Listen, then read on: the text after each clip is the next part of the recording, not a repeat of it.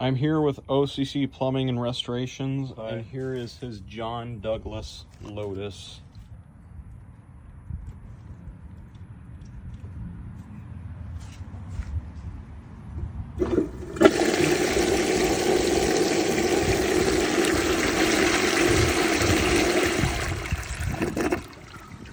This toilet is absolutely legendary. Definitely the crown jewel of my collection. Add a YouTube first. And we just recently discovered that a normal seat does not fit it, not round or elongated. Nope. So it will remain a museum piece.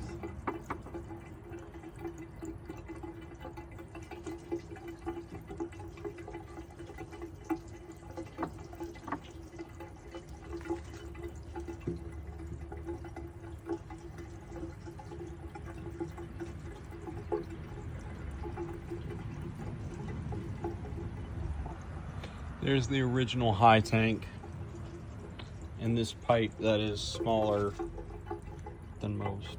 It's like 1 1/4, I think.